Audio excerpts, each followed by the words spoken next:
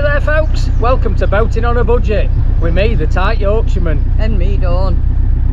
We're out and about on a boat, Dawn. I know. But this isn't Lyanda Lady. No, it's certainly not. I think we've got a bit of explaining to do, haven't we? Yeah. And where do we start with that explaining? You start. I'll start. I'll try and keep it brief, which is unlike me. But yeah, basically I think it was fairly soon after the last video we'd put out. We'd actually gone out for the day to book the dry dock for this year for Lyanda Lady, haven't we? Yes. We'd gone to book it. One thing and another, we'd not actually ended up booking it on the day. Yeah. Which turned out to be a good thing. But yeah, as we'd been out, we'd then parked up in the camper van for the night. Got a random message off a friend who I used to work with saying, did I know anybody selling a narrowboat? And we didn't. No. But then we started thinking, didn't we? Sparked an interest, didn't it? And we thought, we've been wanting a Dutch barge for a while. Yeah. So if we sold Lyanda Lady, we could buy a Dutch barge. And for the eagle-eyed amongst you, straight away you'll notice this is not a Dutch barge. But anyway, the long and short of it was, David, who I used to work with, ended up buying Lyanda Lady. Yeah. He's now took that, ironically, up to virtually the exact same mooring as we had nuts and bolts on, hasn't he? Yes. So, Lyanda Lady has gone, but she's gone to a good loving home, somebody that we know, somebody who's watched all our videos and is like really into that boat. Loving her, isn't it? What we'd done previous to that was though, we'd done, I wouldn't say we'd finished the boat off, and I'm sure David will be testament to the fact that he's got bits to do on it, but we'd done a lot more than what we'd actually seen on the last video that we put out.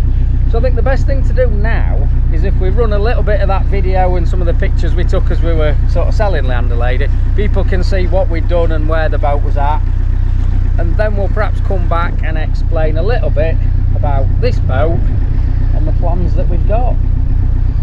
So now I need to look back through all that old footage and make you a video to watch. Enjoy.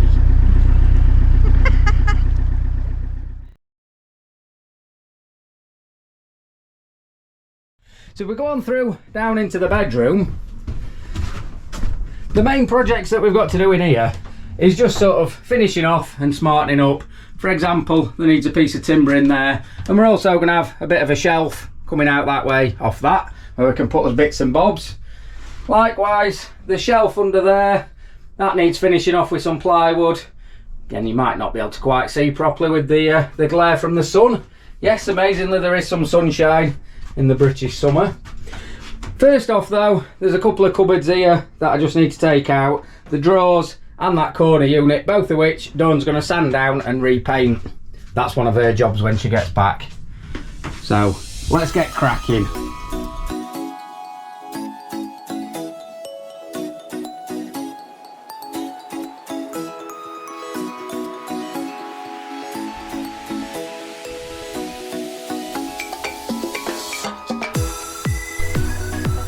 With everything cleared out the way, I decided the first job to tackle was that shelf under the window.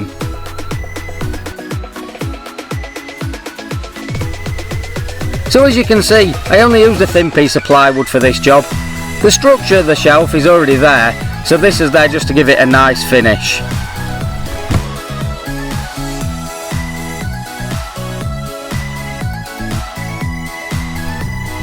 Just to make life slightly more complicated, obviously it's not a rectangular shelf, it's got all kinds of curves and cuts in it.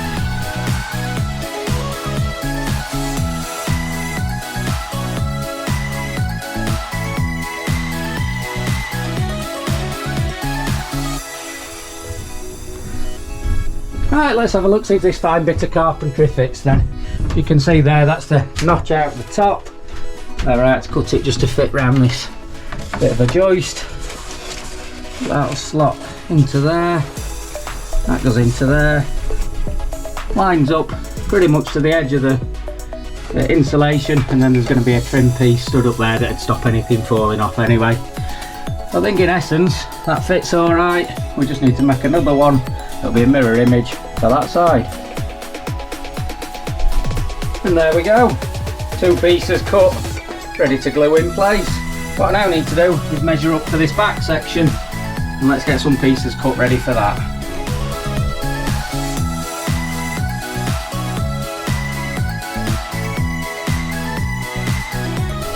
I'm using a moisture resistant MDF product for this, and it's designed to look like tongue and groove timber, but without the hassle of cutting each individual piece. Although because I'm going around a curve, I have got to make it in several pieces anyway.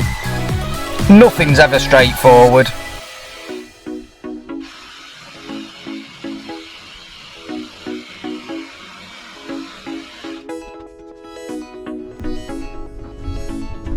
So after a bit of cutting and trimming, I've got all the pieces cut and slotted in place. They're not actually fastened in as yet. I'm going to put yacht varnish on the back just to seal all the timbers before actually fastening them permanently into place.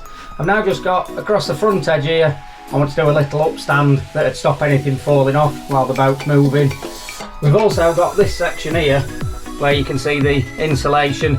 That needs a piece cutting for, that'll just be glued in place. So to make up this little upstand, I'm going to use some of the fake tongue and groove we've used on the back there and glue on a couple of blocks on the back and then round to the edges. So let's set up the GoPro, let's put it on time lapse and let's have a look how we do that.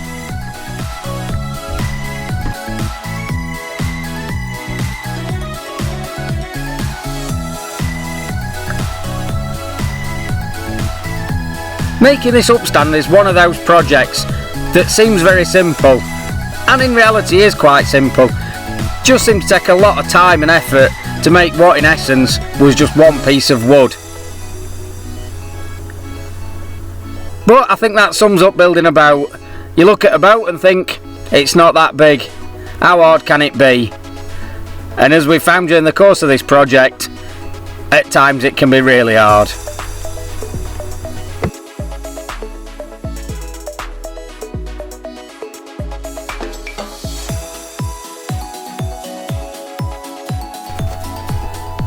You might also notice if you look at Lyanda Lady in the background there, part of the boat is actually covered in a grey primer. That's because during the summer and the nice weather we decided that was the ideal opportunity to give her a little bit of a spruce up and go over some of the areas that just needed a little bit of TLC and get her looking spot on once again.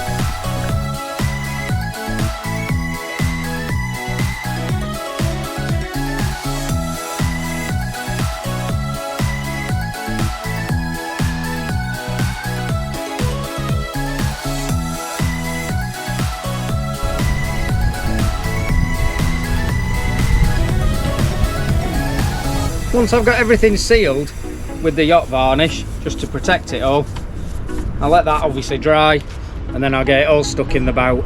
I'll probably not film myself putting it in the boat because basically where I can put the camera will be directly behind me and then all you'd see is my back. So the best thing I can do, crack on, get it varnished, get it fitted.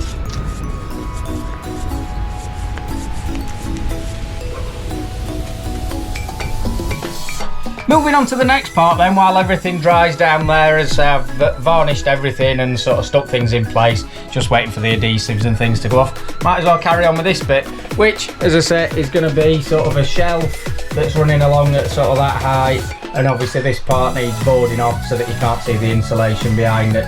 First job then will be to cut a piece of plywood that goes all the way along there.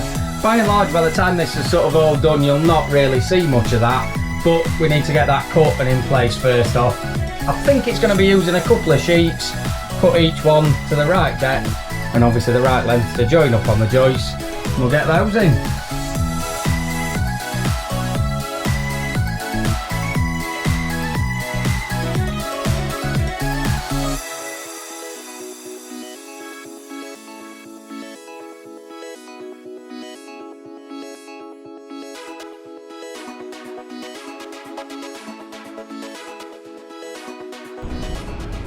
Well, I think it's fair to say you can tell you're making progress when the outside starts to look like carnage with everything that you've been cutting, chopping and destroying.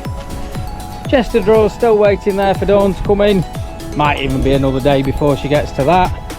Well, let's go and have a look inside. I'm quite happy with what I've done so far, apart from one slight detail. Can anybody spot what that detail is? Right, if you look here, I'd already stuck this one on before I put this one in place, and these lines don't line up, do they? I'd like to say I'm going to leave it like that, but I know in my heart of hearts at some stage I'm going to take this one off and realign it, even though it's glued in place. I just can't help myself, it's got to be done. And I just shuffle back off the bed. I think my next job then is I'm going to insulate into these areas here, which is the old hatch top, and then I can put a board across there, get that sealed in before we tackle the shelf.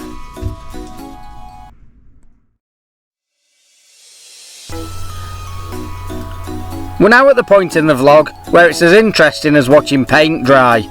Well, actually this is varnish, but as you can see, Dawn is there cracking on, making that inside of the boat look as nice as it should do.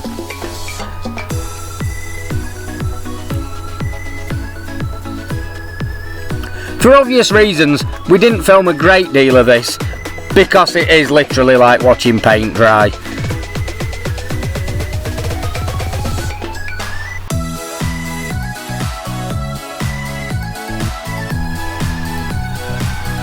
Varnishing the tongue and groove is as much to do with protecting the wood itself as it is to do with the overall finish. Yes, it does look nicer, but it also protects that wood and hopefully means that it'll have a nice long life.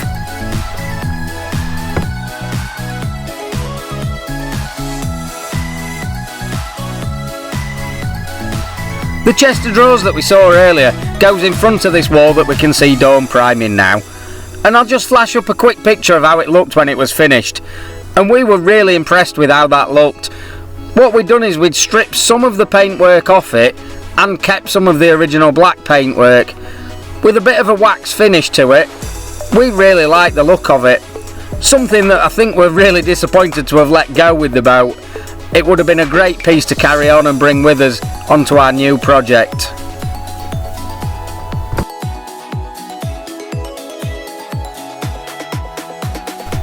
As you can probably tell, that last week or two of working on the boat was doing a lot of the finer details, the little finishing off of things.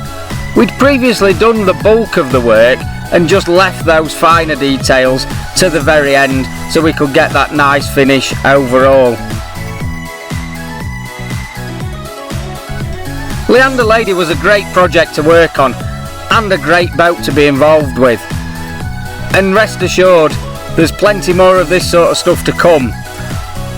But for now, I think we'll leave you with a few pictures showing you just exactly how Lyanda Lady looked when we did hand her over to her new owner. And then we'll come back to you, back on our boat, and explain to you what the future holds for boating on a budget and Dawn and Peter.